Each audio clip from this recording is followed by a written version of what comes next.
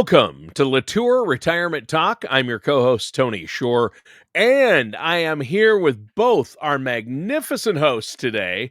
Josh LaTour is back with us. Josh has been MIA. He's been so busy with his family and with work trips and everything going on there at the office. Jim and I have been holding down the fort. Not that you haven't been busy as well, Jim, but Jim Margraf and Josh LaTour are our hosts. And they are the financial specialists. They are licensed and fiduciary. So, guys, there's a lot to talk about. We're talking about the big, beautiful bill today. The one thing I will agree on, no matter what side of the aisle you are on or whether you're happy or sad about it, it is big. Right. Yes, it's a lot of pages. 970, almost 1,000-page bill. So, Yes. I think we're good. What's that? Some light reading. Yeah, some light reading. Some after dinner, War and Peace, right? That book, or Stephen King's The Stand, right. Or trying to get through the Bible in a day. It's a little tough, but I will say this: I'm excited for you to break it down. I do think we are all, including the congressman that voted on it, we're all going to be learning about things that are in here as they unfold. Right. And as they try to get applied, there'll probably be changes. There's rumors about certain things. So I'm glad you guys are here to talk about the important bits, how they're going to affect us. But first, how have you been, Josh? Where have you been? I haven't seen you. Tony, I've been all over the place, man. Back in June, we went and visited my wife's family in Canada. Yeah. And then from there, we went to our good buddy Joe Vitale's wedding. In Detroit, Michigan. That's awesome. That was a big road trip to do with at the time, almost 3-month-old. Mm-hmm. And that was interesting. You're insane. You did a road trip with a 3-month-old. Yeah, he did. I'm not done yet. I think you'd be done after that trip, but go ahead. You would think, right? So in July, or right at the end of June, we actually ended up going to Alaska. And Jim was also there. Right. We volunteered at a youth camp up there and helped out for about a week. Wow. And so took the baby on that trip as well. We also brought we brought Nona, his grandmother, on this trip because we needed an extra set of hands for sure. Well, sure. Mm-hmm. And that was a really nice time. From there, with Gradient, we ended up going to France. So we were in the south of France. So we went all the way from Alaska to the south of France. That was a 10-hour time jump. And finally, it really bit us as far as the baby not sleeping well because he didn't know what in the world the time was anymore. So, Did you know what time it was? No, I didn't either. I wouldn't. But wait, you took the baby not only to Alaska but France? That's correct. Okay. Mm-hmm. Let me just, for our listeners and viewers who heard that, despite Josh's poor judgment with an infant and bringing a baby on those trips, he can help you make the best financial decisions. I don't want you to judge his. Josh, I can't believe you just admitted all that to people who are entrusting you with their livelihoods. You've got to show that you're able to help them make really good decisions. Maybe first child, so you're allowed some mistakes there, but right. Yeah. Honestly though, it went really well. Like he did incredibly on the flights. He was an angel practically. So thank God for that. Yeah, we know his mother. We know his mother. We know where he gets the angelic part of it, right? I mean, that's probably true. Yes. Probably. Probably. Josh, let me pull you aside and after the show. But seriously, that's awesome. You've been busy, Jim. You also.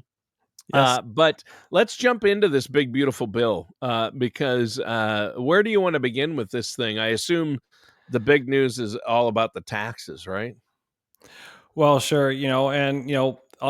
besides tax, there's so much in here that it's going. I saw an article that referenced it. It was a little bit like unwrapping an onion. So we're gonna peel this back in layers. There's no way that we're gonna get to this. It was signed into law July 4th, and so this is going to take weeks and months before we really know fully what's in here and how it all applies to our taxes, our income, and different parts of the economy, how it's affecting everything. So it's going to take some time. But, as far as just big numbers, it looks, from all appearances' sake, like it's going to add about $3.3 trillion to the national debt over about 10 years. So, that's going to take it's going to add some debt to it. Now, there are some other things that are going to have the potential to counteract that. Yep. But again, it's potential. We don't know how things are going to play out. So we've got a lot there's a lot of wait and see in this bill. Yeah. There are some things we want to talk about today, which I think are, hey, this is really cool. And it's happening starting this year. Right. But there are also a lot of things that we're going to have to take a little bit of a wait and see approach and see how things are refined in the future here. So they're going to have to refine a few things. Mm-hmm. So it adds a lot. I mean, we're talking about nearly 70 different new tax provisions in here, including new deductions. So there's a lot when it comes to taxes that are happening in this bill. Yeah, well, that's huge. I mean, I can't believe 70 tax provisions, including new deductions, and that's where you caught the 70 tax provisions. It's like, oh, more to wade through. But new deduction sounds promising. So, I'll always take another deduction, right? I mean, sure. Anybody will. So, sure, go over some of the key tax changes. Well, Tony, so one of the big things that it did is it actually extended the 2017 tax cuts, and it put them out there permanently. So now there's no expiration. Now, permanently is kind of a funny word because it can change. That doesn't mean it can't change. It just means it's not going to automatically sunset at this point. Until the next administration, we mean. Right. Exactly. Yep. So, and really what that's going to do is benefit higher earners the most. The lower earners, it's not really going to do a whole lot for, because if you're not paying taxes anyway, extending tax cuts is not really going to do much for you. But that is what that's what it is anyway. And another big thing is the no taxes on tips. Up to $25,000 of tips, you're not going to have any taxes on. Now, an important note with that's going to come in the form of refunds. So you're going to get that money back when you file your taxes. So it's not like you just ignore the $25,000 of tips and it stays off of your taxes. You're just going to get that back in a refund. So we've got to pay it first. Correct. Bummer. And it's going to require that you file. Okay. All right. So another one, and Josh, we were talking about this one earlier, and you're excited about this one because the boosted child tax credit, and we were just talking about your tax credit that you carried all over a few plane rides here. I've got one of them left that I still get to claim, but that's going up to $2,200 a year. So that's a nice deduction there. With that tax credit, I don't know why, but I wasn't paying attention when my oldest one aged out of it. And I suddenly got, why? Oh, wait, he's too old now and lost that tax deduction. Somebody suggested that we go ahead and have another one. They are no longer friends. So, but, there are things like that in the bill that those are going to take effect immediately. Yes. So. Yeah, personally, I'm excited about that. That's going to be a nice little boost for us this year. So we appreciate that one. Now, so we mentioned there's going to be those tax credits are huge. I mean, I remember, and unfortunately, all of our kids have now dropped off that tax credit. So. Yeah. And just to really quickly illustrate the power of a tax credit, people don't always understand what the difference between a deduction and a credit is. Oh, yeah. A tax credit it's a dollar for dollar. So if you owed $200 of taxes If you have a $200 tax credit, you no longer owe those taxes at all. Right. It's not just like $200 is no longer taxable. So it's a really, really great help to have a tax credit. And those are rare. So they are much more powerful than deductions. Absolutely. A lot of times. So because of that dollar for dollar. Yep. So they're very cool that way. So yeah, another one here that they're doing is to offset some of the revenue losses with some of the things that they're doing. They're raising the state and local tax deduction cap. So that's going to go from $10,000 to $40,000 now.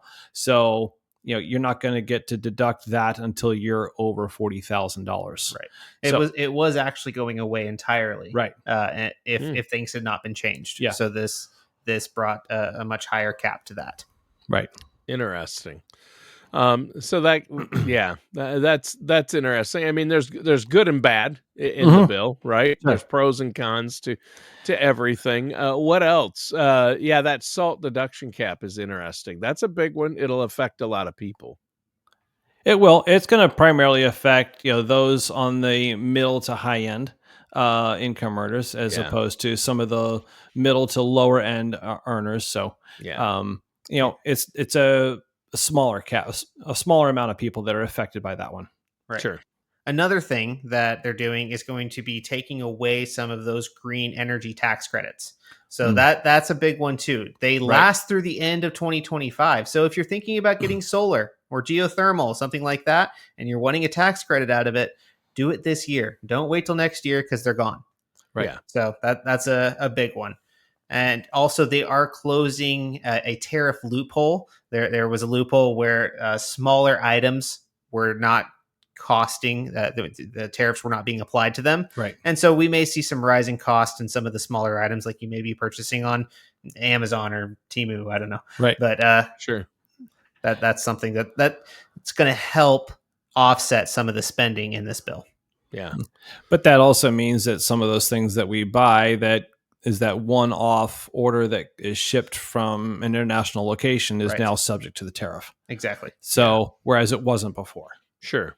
So that's going to affect us as buyers when we buy something on Amazon. Yeah. So, but like you said, there are in any especially a bill this big, there's pros and cons. There's some things we really love in here. There's some things we don't love so much. Sure. Sure. So I think another one here that we really want to hit is this one here when it comes to some of the tax deductions for seniors. Yeah. This is a big one. We were talking about it here before the show. And, on your income, you have a tax deduction, right? So the first $30,000, you're not getting a tax deduction on for a couple, right? For a couple. Yeah. Now, and that standard deduction was actually introduced in the original Tax Cuts and Jobs Act, and it's been extended, and they've increased it and extended it. It's $30,000 for a couple is the standard deduction, Standard deduction. Now, for seniors, they've each get, for a couple, they would each get an extra $1,600, and that has been standard up until this point, right? Right. But now with this bill, there's an additional $6,000 per person. Called a bonus standard deduction or bonus deduction for seniors on top of the $1,600 each, and that's $6,000 each, right? That is $6,000 each. So we're talking about for a couple, that's an additional $12,000 on top of the $33,200.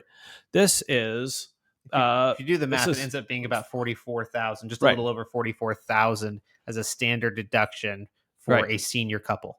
So if you're if you're a couple over 65, right, you and filing jointly, you will be able to have the standard deduction will now be increased for you to almost just over $44,000 a year. Yes. That's a huge tax deduction. It's huge, because here's the thing. It's going to affect everything. It affects our Social Security or the taxability of our Social Security.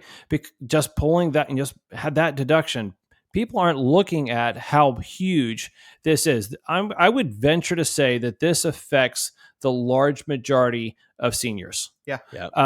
So if you have any type of income, from you have to start taking your RMDs, you're getting that income coming in, or if you're still working. Now for a couple, we're talking $44,000 of deductions now instead of 30 or 33,200. This is huge. So it's a massive help for all of our seniors. I really, really like this part of the bill. Yeah, I can't believe how huge that is. And a lot of people aren't talking about it because they really haven't done the math and thought about it. Right. And I questioned it. I even looked it up. I'm like, okay, is the $6,000 actually per person? Right. And it is, if you're a couple, Mm-hmm. and if you're single, it's 6,000. It's still good. The deduction's still good. But the other question is that are they increasing the extra deduction for seniors who are 65 and older? No, that's still in place. Right. So you still get the $1,600 each plus $6,000 each. Correct. Plus the $30,000 standard deduction. That is, man, I wish my wife and I right now could take a $44,000 standard deduction. Sure. We would be like, do we owe taxes this year? No. No. But yeah, it's for retirees, and that's great because that helps. Really, it helps the middle class and upper middle class, and really the majority of seniors, and it helps seniors. I mean, I like anything in the bill that's going to benefit the elderly or seniors or people in retirement, because they're the ones that struggle to, live a comfortable life. So I like that. There's the bad news is, though, it's not going to help anybody who's a really high earner because there's a phase out, right? Right. That's right. For a couple, it's 150,000. It starts phasing out, and it's completely gone at 175,000 of income, and it's half of that for an individual. So, yeah, for higher earners, it's not going to be that helpful. But if you're in the middle class, this is where this bill is really shining for those in the middle class. Right. Now, we mentioned, in talking about it, Social Security here. And, would we, have that standard deduction is going to help those that have a medium income, and they also have that Social Security. It's going to affect the taxability of their Social Security, has the potential to seriously reduce that as well because of that deduction. But, one of the things that was talked about prior to the bill passing was, our taxes on Social Security going to be repealed, and that was a kind of a big one going into Trump's campaign before becoming president. And so, no, Social Security, the taxes on Social Security were not repealed.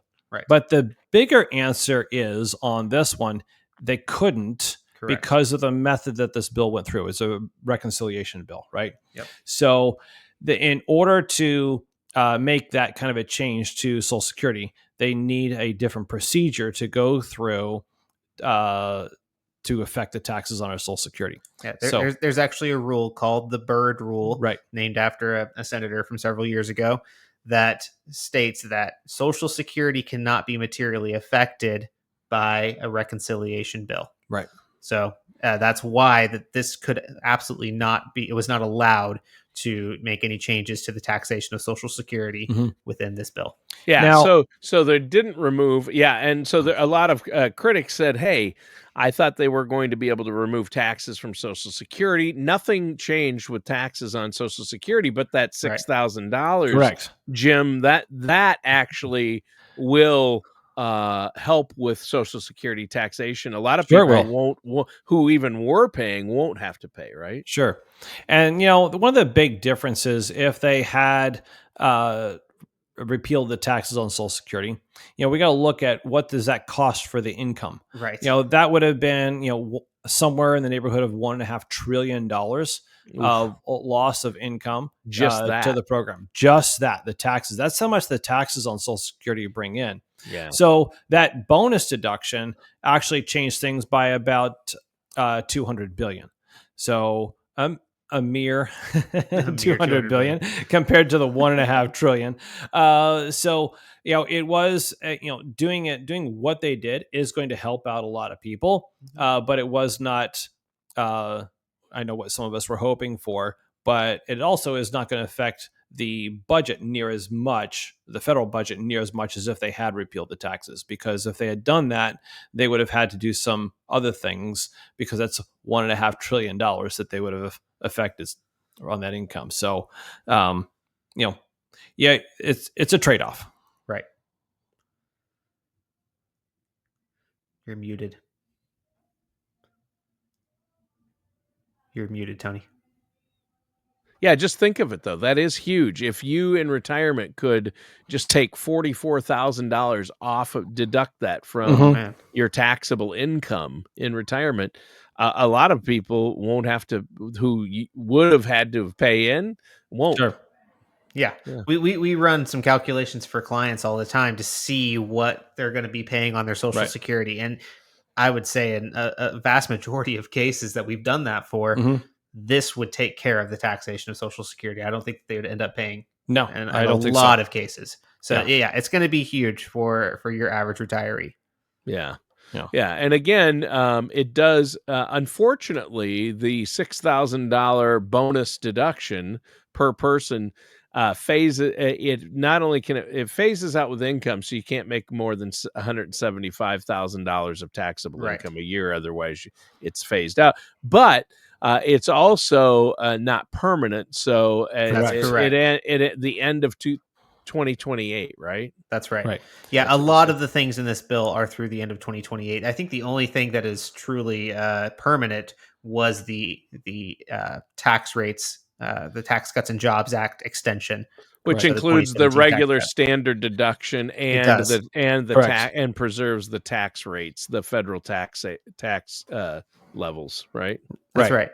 Yeah, so there are a lot of things that are in this, very temporary, because we know what the expiration date is, unless, of course, it is changed by another law.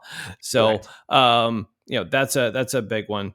Another one that I want to talk about here is, and I've seen a few things, and people get to waxing eloquent about some of the social safety net cuts that, and these include Medicaid, Medicare, and things like that.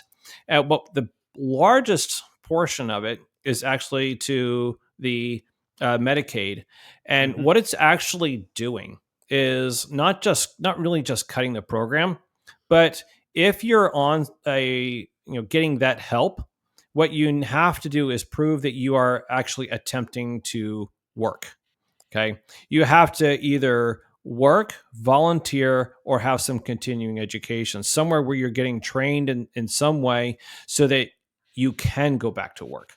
And, to me, if, you are in a situation where you need some help, it's also on you to go ahead and do what you can to better yourself. Right. And this just requires it and stops some of the freeloading that was happening by people who just said, oh, well, hey, forget this. I'm not going to bother trying to work, because why? I'm just getting this money from the federal government, and so I'm not even going to try. Now, it does take into consideration, well, what about that single mom with little kids? Well, she does not have to prove that she's trying to work. So it does make some differentiation here. So if you are a parent with kids and your kids are under 15, well, you don't have to try to do that. But if your kids are 15 years old and older, well, you've got to be making that effort to better yourself, or at least trying to work and be bringing in some income.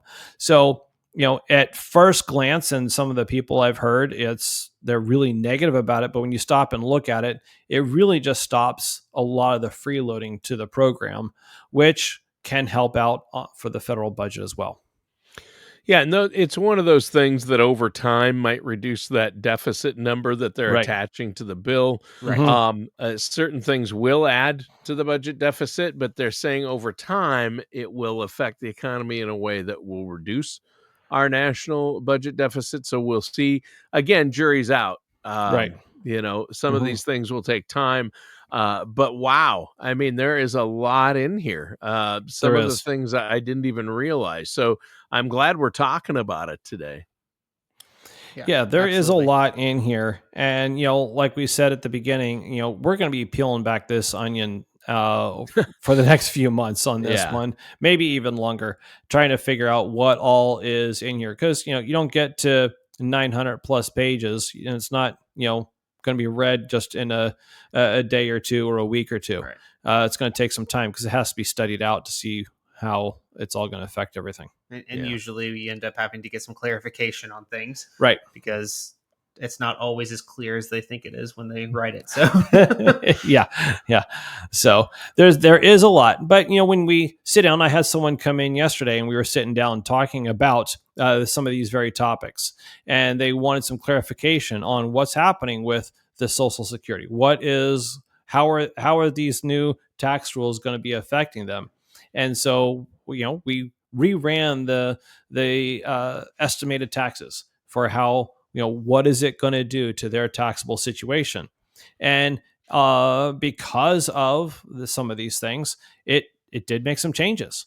And so it helped them out. They have a higher net income or spendable income for themselves, which helps out the budget, puts them a little bit more in the black. They have more to save and more to invest for tomorrow. So these are some very good changes in here.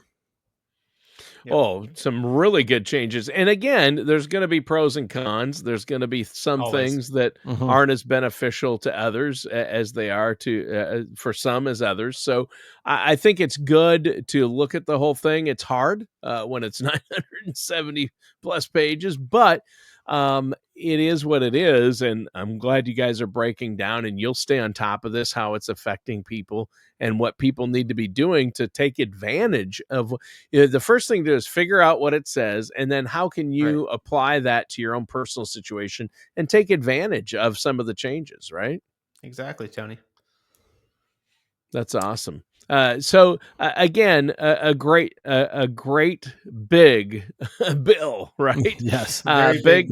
Yeah, beautiful or not, it's definitely big. Right. Well, I'll tell you what I love, though. I mean, I personally, it's my opinion that extension of the Tax Cuts and Jobs Act is good.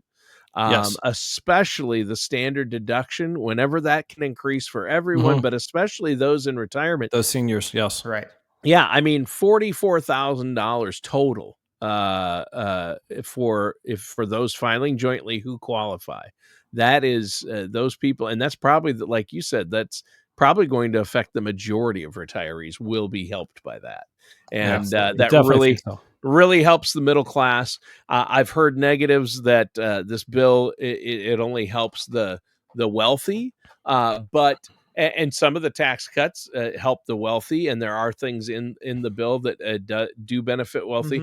But the thing, the group I always worry about the most is the middle class, because that's me, number one, right? To be selfish, and because I think they bear the brunt of the tax burden in this country often, and seniors especially, they need extra help. I want extra help when I'm in retirement. I don't want to be taxed. Nobody wants their Social Security tax. So the $6,000 tax credit per person, in addition to all the other tax credits, or deductions, I should say, not credits, deductions. Right. Still great. Right. Yeah, they are. And, whenever we get to talking about a bill that introduces, tax deductions, a lot of people say, well, you're not helping the poor. And I hear that a lot. And, a tax deduction doesn't help someone who's not paying much in taxes. Right. So there are other things there are other parts that do help those who are at the bottom. But tax deduction is not something that helps them. You shouldn't be looking for help for those who aren't paying taxes in a tax bill. That's very well said. That's the best way to say that. So there are other things that help them out. Right. There are a lot of programs to help them out. And I was had a client this week. They have a relative that is taking advantage of some of the programs out there because they need to get back into the workforce, and they're getting the help to do so. There is a lot of help out there. They're actually getting paid to go to school and to learn so that they can then become a producing member of society. Yeah, there you go. Yeah, I think it's good. That's a good recap of a lot of the key items in this bill, and it's been a great discussion today. But for our listeners out there, how can they get a hold of you if they have questions about this or how it's going to apply to their plan, maybe get a financial plan in place? Absolutely, Tony. Well, listeners, if you want to know a little bit more about this bill and how it's going to actually affect you, give us a call. Our number is 417-886-5724. Or check out our website, LaTourAsset.com. All right. And that does it for today's episode of LaTour Retirement Talk with our hosts, Josh LaTour and Jim Margraf.